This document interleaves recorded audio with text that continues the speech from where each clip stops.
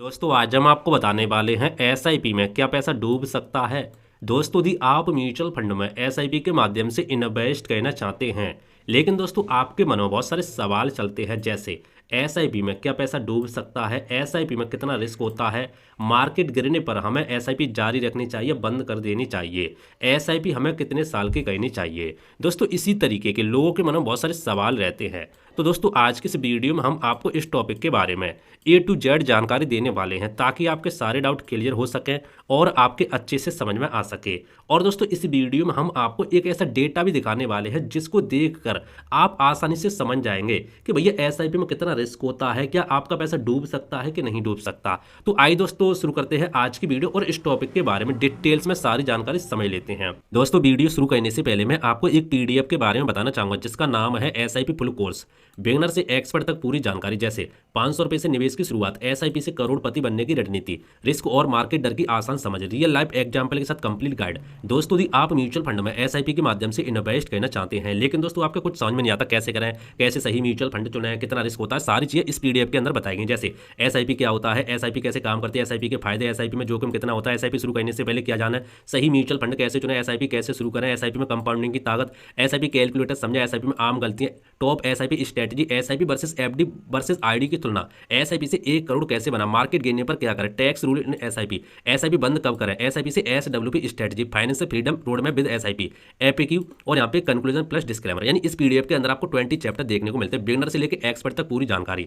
दोस्तों यदि आप इस पीडीएफ को डाउनलोड करना चाहते हैं तो वीडियो को डिस्क्रिप्शन में आपको लिंक मिल जाएगा, आप इस पीडीएफ को एक बार जरूर चेकआउट करें। तो आइए अब वीडियो को शुरू करते हैं।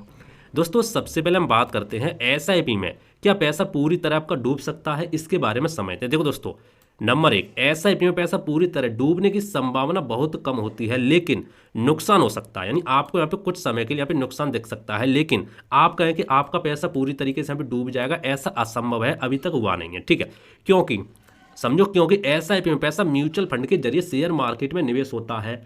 अगर मार्केट गिरती है तो आपके निवेश की वैल्यू कुछ समय के लिए यहाँ पे कम हो सकती है। दोस्तों आपको पता होगा आप क्या करते हैं, आप म्यूचुअल फंड में 2 तरीके से आप पैसा लगाते हैं, पहला होता है एसआईपी के माध्यम से, दूसरा होता है लमसम के माध्यम से। लेकिन या तो आप एसआईपी करें या लमसम करें, आपका पैसा म्यूचुअल फंड में ही जाता है। अब म्यूचुअल फंड क्या करता है, म्यूचुअल फंड अलग अलग कंपनी में शेयर मार्केट में पैसा इन्वेस्ट करता है। और आपको पता होगा शेयर मार्केट हमेशा आपका सीधा नहीं चलता। शेयर मार्केट आपका किस तरीके से चलता है, आपका थोड़ा ऊपर जाएगा, फिर थोड़ा नीचे गिरेगा, फिर ऊपर जाएगा, फिर थोड़ा नीचे गिरेगा, फिर ऊपर जाएगा, फिर थोड़ा नीचे गिरेगा, और कुछ सालों के लिए 1-2 साल के लिए यहाँ पे कुछ इस तरीके से यहाँ पे साइड वेज भी रह जाता है, नीचे भी चलता रहता है। तो इसीलिए आपको यहाँ पे थोड़ा नुकसान, थोड़ा फायदा, थोड़ा नुकसान यहाँ पे दिखता रहता है। इसीलिए आपका जो एसआईपी करते हो या लमसम करते हो म्यूचुअल फंड में, तो आपका देखो कंपनी गिरेंगे तो आपका म्यूचुअल फंड का फंड की भी यहाँ पे वैल्यू यहाँ पे गिरती रहती है कुछ समय के लिए, उसके बाद ऊपर भी जाती रहती है। ठीक है, तो ये तो दोस्तों आपके समझ में आ गया होगा। आप दोस्तों बात करते हैं एसआईपी में नुकसान आपका कब होता है, किन केस में आपका नुकसान यहाँ पे दिख सकता है, वो समझते हैं। दोस्तों पहला होता है मार्केट गिरने पर। यदि मान लो अगर शेयर बाजार गिरता है तो म्यूचुअल फंड की वैल्यू भी यहाँ पे कम हो सकती है, इसीलिए आप यहाँ पे नुकसान दिख सकता है।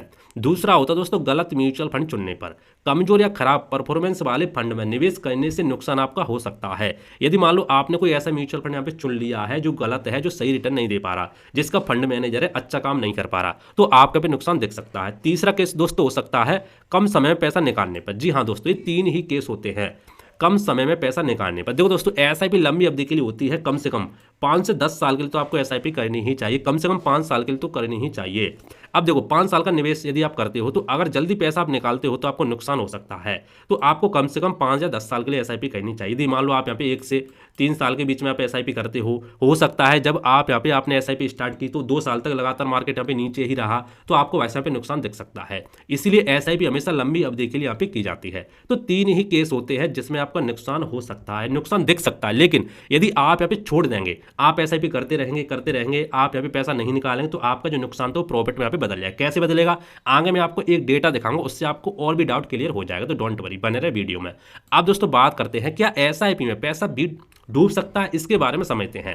देखो दोस्तों पूरी तरह पैसा डूबना लगभग असंभव होता है, क्यों असंभव होता है वो समझो पहले। देखो इसके कई सारे कारण हो सकते हैं। जैसे पहला दोस्तों कारण हो सकता है म्यूचुअल फंड में पैसा कई कंपनियों में इन्वेस्ट किया जाता है। जी हाँ दोस्तों, आपने देखा हो, आप कोई भी फंड पकड़ लो, जैसे मान लो फंड ए है, यदि आप इसमें एसआईपी लमसम के माध्यम से पैसा इन्वेस्ट करते हैं तो फंड ए क्या करेगा, एक कंपनी में पैसा नहीं लगाता बल्कि 10 कंपनी, 20 कंपनी, 50 कंपनी, 100 कंपनी, इस तरीके से पैसा ग्रुप में लगता है। तो भाई साहब एक कंपनी डूब सकते, 2 कंपनी डूब सकते, 3 कंपनी डूब सकते, लेकिन 50 कंपनी, 100 कंपनी, 150 कंपनी, 250 कंपनी, ये पूरी की पूरी कंपनी नहीं डूब सकती। इसीलिए आपका म्यूचुअल फंड में पैसा डूबना असंभव हो जाता है। तो पहला दोस्तों कारण ये होता है डाइवर्सिफिकेशन का। ठीक है दोस्तों, दूसरा कारण क्या होता है पता, अब लोगों के मन में एक सवाल और चलता है कि मान लो हमने जिस म्यूचुअल फंड में एसआईपी की, जिस ब्रोकर जैसे एप्लीकेशन से एसआईपी की है, मान लो भाग जाए, कुछ हो जाए, पैसा हमारा मारा जाए तो क्या होगा। तो देखो इसके ऊपर बैठी भाई साहब सेबी। सेबी के नियमों के तहत फंड रेगुलेटेड होते हैं।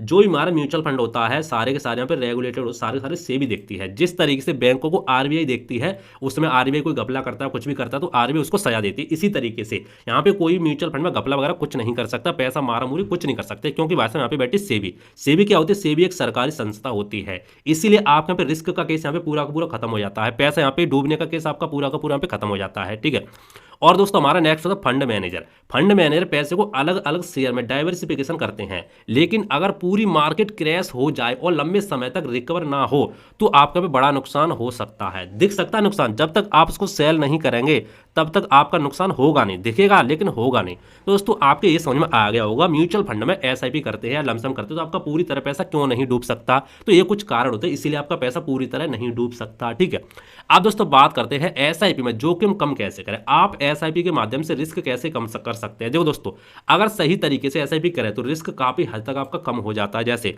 पहला, अच्छा म्यूचुअल फंड आप चुन सकते हैं।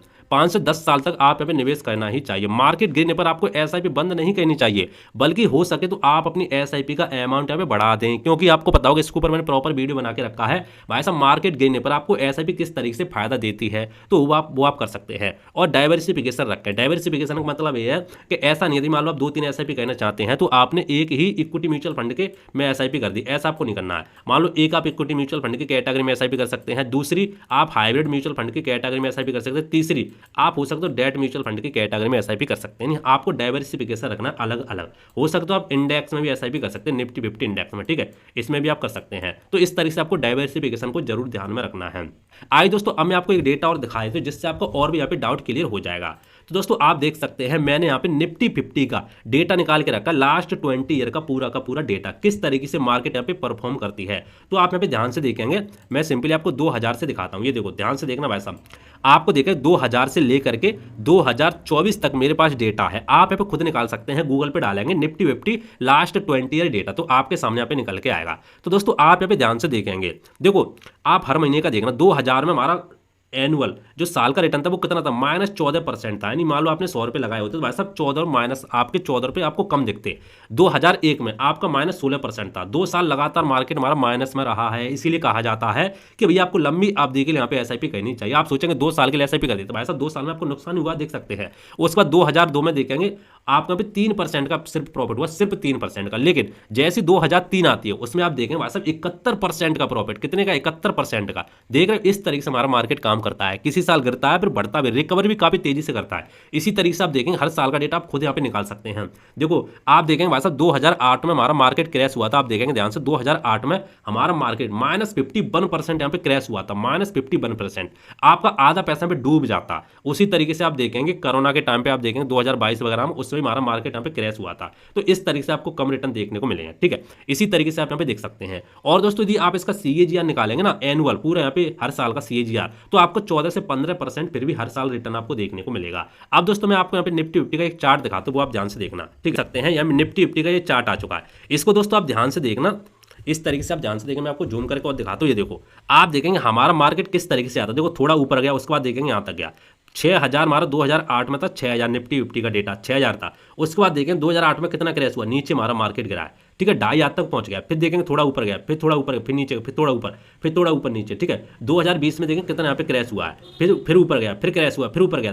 तो आप देखेंगे ध्यान से हमारा मार्केट गया ऊपर है, लेकिन ऊपर ऐसे नहीं गया, एकदम सीधा नहीं गया, थोड़ा नीचे गिर के गिरता हुआ गिरता हुआ गिरता हुआ आप देखेंगे इस तरीके से आप लाइन खींचेंगे तो आपका मार्केट ऊपर ही गया, देख सकते हैं इस तरीके से, लेकिन थोड़ा नीचे थोड़ा ऊपर थोड़ा नीचे थोड़ा ऊपर, इस तरीके से हमारा मार्केट जाता है।